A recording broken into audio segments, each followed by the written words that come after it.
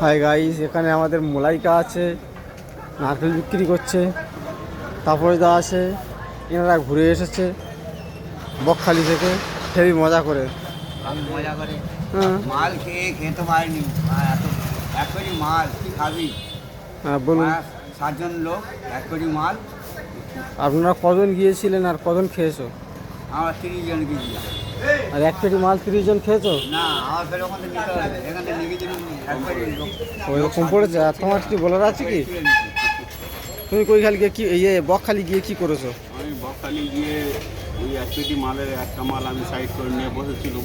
আচ্ছা, সে লাস্টে কম পড়েছে, মলাইয়ের থেকে ভাগ করে দিয়েছে। ও আচ্ছা আচ্ছা, ঠিক আছে। আর এই চিকেন কষা আর মদ।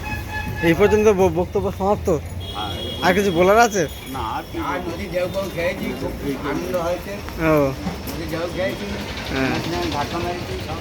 ও আচ্ছা।